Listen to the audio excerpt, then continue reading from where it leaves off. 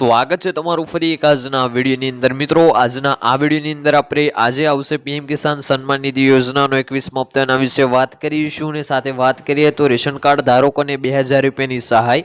આજે તારીખ છે 24/9/2025 ને ખેડૂતોને મળશે 2000 ને બદલે 8000નો હપ્તો। સાથે અન્ય સમાચારની વાત કરીએ તો બંગાળની ખાડીમાં ખતરો, નવાજૂણી ખાડામાં પૂતળું ઊભું કરીને ભારે વિરોધ, બધા પ્રૂફ એક કરવા પડશે। સરકાર આપશે 1 લાખ રૂપિયાની ભેટ। નવરાત્રિમાં બિન હિન્દુને લઈ વિવાદ, અધિકારીઓને ફોન ઉપાડવો જ પડશે। ગુજરાતમાં તમાકુ બંધ અને પ્રતિબંધ, આ તમામ સમાચારની આજે આપણે આજના એક વિડીયોની અંદર વાત કરવાના છીએ। તો વિડીયોને તમે એન્ડ સુધી જોતા રહેજો।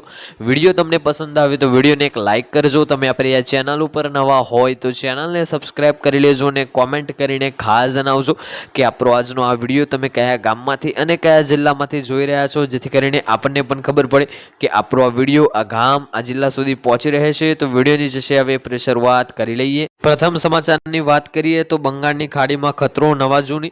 તો જે બંગાળની ખાડીમાં ખતરો ઊભો થઈ રહ્યો છે અને નવાજૂણી વિશે વાત કરીએ, અંબાલાલ પટેલની આગાહી વિશે વાત કરીએ તો હવામાન નિષ્ણાત અંબાલાલ પટેલની આગાહી મુજબ 25મી સપ્ટેમ્બર સુધી રાજ્યમાં વરસાદની શક્યતા જે છે નહિવત છે। મિત્રો આગામી એટલે કે કાલે 25 સપ્ટેમ્બર સુધી આપણા ગુજરાત રાજ્યમાં જે છે વરસાદની શક્યતા નહિવત છે। આથી નવરાત્રિને પ્રારંભિક 2 દિવસ દરમિયાન ગરબાના આયોજન માટે હવામાન અનુકૂળ રહેશે। મિત્રો આથી જે નવરાત્રિના પ્રારંભના જે આ 2 દિવસો છે એ દરમિયાન ગરબાના આયોજન માટે હવામાન અનુકૂળ રહેશે। ક્યાંક ત્રાટકશે આફત। જો કે 27 સપ્ટેમ્બરથી 5મી ઓક્ટોબર સુધી ગુજરાતના વિવિધ ભાગોમાં ભારે વરસાદની શક્યતા છે।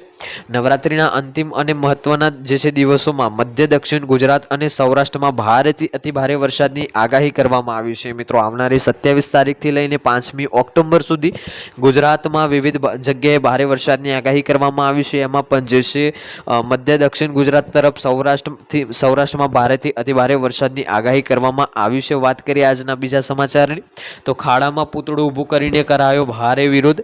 સાબરકાંઠા જિલ્લાની ઈડરની વહીવટદાર શાસિત પાલિકામાં વિકાસ કાર્યમાં ભ્રષ્ટાચારનો આરોપ લાગતા રહ્યા છે।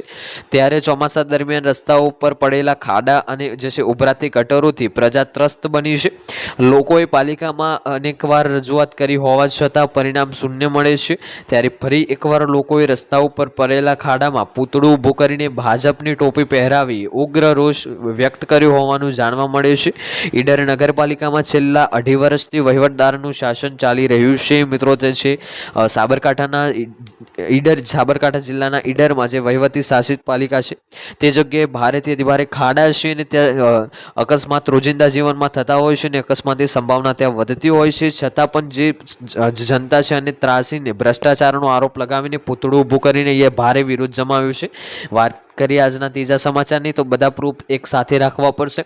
જન્મના પ્રમાણપત્રને લઈને અમુક મૂંઝવણ હોય છે। ક્યાંક પ્રમાણપત્ર માન્ય રહેશે તેને લઈને અનેકવાર લોકોને સરકારી કચેરીના ધક્કા ખાવા પડતા હોય છે।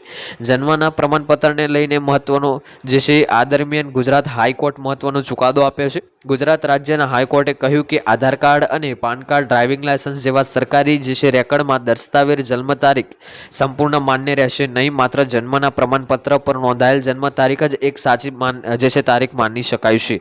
મિત્રો સરકાર દ્વારા જે જણાવવામાં આવ્યું છે કે જે પાન કાર્ડ છે, આધાર કાર્ડ છે, ડ્રાઇવિંગ લાયસન્સ છે, આ તમામ ઉપર જે જન્મ તારીખ છે જન્મ તારીખ માન્ય નહીં રહે। ફક્ત જે તમારો જન્મ પ્રમાણપત્ર છે એના ઉપર જે જન્મ તારીખ તમારી મારેલી હશે એ જ અહીંયા માન્ય ગણવામાં આવશે। વાત કરીએ તો સરકાર આપશે 1 લાખ રૂપિયાની અહીંયા ભેટ। ગુજરાતના ખેડૂતોને મદદ કરવા માટે સરકારની ઘણી યોજનાઓ અમલમાં મૂકી છે। આ શ્રેણીમાં ગુજરાત સરકાર દ્વારા મુખ્યમંત્રી પાક સંગ્રહ માળખા યોજના ચલાવવામાં આવી રહી છે। આ અંતર્ગત ખેડૂતોને તેમના ખેતરમાં અનાજના ગોદામ બનાવવા માટે સરકાર દ્વારા સબસિડી આપવામાં આવે છે। અગાઉ કુલ ખર્ચ 50% અથવા તો 75,000ની સબસિડી તરીકે આપતા પરંતુ હવે વધારીને 1 લાખ રૂપિયા કરવામાં આવી છે। વાત કરીએ હવે આગળ તો નવરાત્રિમાં બિન હિન્દુને લઈને વિવાદ। નવરાત્રિના પવિત્ર તહેવાર દરમિયાન ગરબા પાંડોલોમાં બિન હિન્દુઓનો પ્રવેશ લઈને દેશભરમાં એક નવી ચર્ચા ઊભી થઈ છે। આ વિવાદ પર જે છે ધર્મગુરુઓ અને સંગઠનો પોતાના જે છે અભિપ્રાય રજૂ કર્યા છે। ઇસ્લામ ધર્મગુરુ મૌલાના સાજિદ સદીએ સ્પષ્ટપણે કહ્યું છે કે ઇસ્લામ ધર્મ મુજબ કોઈપણ મુસ્લિમ અન્ય ધર્મના તહેવારમાં શારીરિક આર્થિક રીતે ભાગ લેવો હરામ છે. વાત કરીએ હવે આગળ તો અધિકારીઓને ફોન ઉપાડવો જ પડશે. રાજ્ય સરકારના મહેસૂલ વિભાગે એક મહત્વનો પરિપત્ર બહાર પાડીને પોતાના અધિકારીઓને કર્મચારીઓને નવો નિયમ લાગુ કર્યો છે. આ નિયમ મુજબ મહેસૂલ વિભાગના વર્ગ 1 અને વર્ગ 2 ના અધિકારીઓ હવે રાજકીય નેતાઓને જે છે પદધારકોના ફોન ફરજિયાતપણે ઉપાડવા પડશે. વાત કરીએ આજના અંતિમ સમાચારમાં તો ગુજરાત રાજ્યમાં તમાકુ પર પ્રતિબંધ. રાજ્ય સરકાર દ્વારા ગુટખા કે પાન મસાલા જેમાં તમાકુ કે નિકોટીન હાજરી હોય તેવા વેચાણ, સંગ્રહ અને વિતરણ પર પ્રતિબંધ મૂક્યો છે.